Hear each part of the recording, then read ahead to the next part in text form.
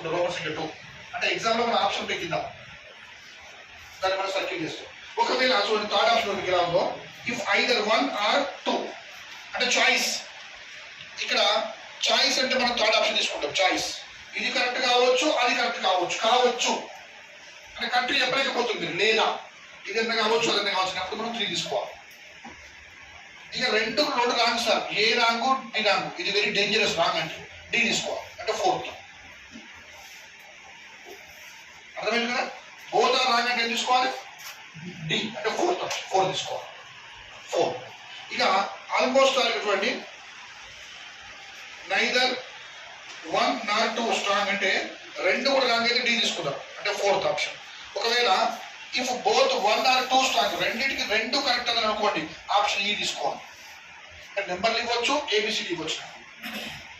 ఇప్పుడు మీరు జాగ్రత్త చెప్పండి గుర్తుపెట్టుకోండి ప్రతి ఎగ్జామ్లో మీరు ప్రీవియస్ పేపర్ చూస్తే గ్రూప్స్ కానీ గ్రూప్ 2 కానీ గ్రూప్ 1 కానీ లేదా ఎస్ఐ జాబ్స్ కానీ పోలీస్ జాబ్స్ చూస్తే ఇవే ఆప్షన్ ఇవే ఉంటాయి.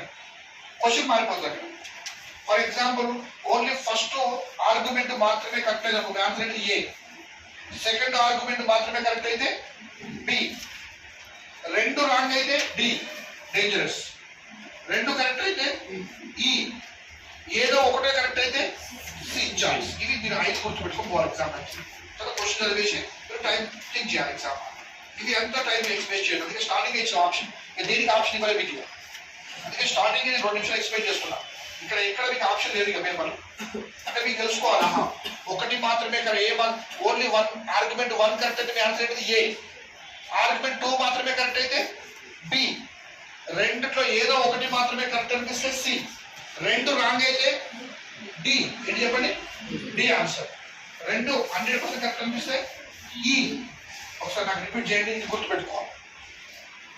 1 ఆర్గ్యుమెంట్ మాత్రమే కరెక్ట్ అయితే 2 మాత్రమే, రెండు రాంగ్ అయితే డి డేంజర్ డి, రెండు రైట్ అయితే ఈ, 1 or 2 అయితే only 1 only 2 both are wrong both are right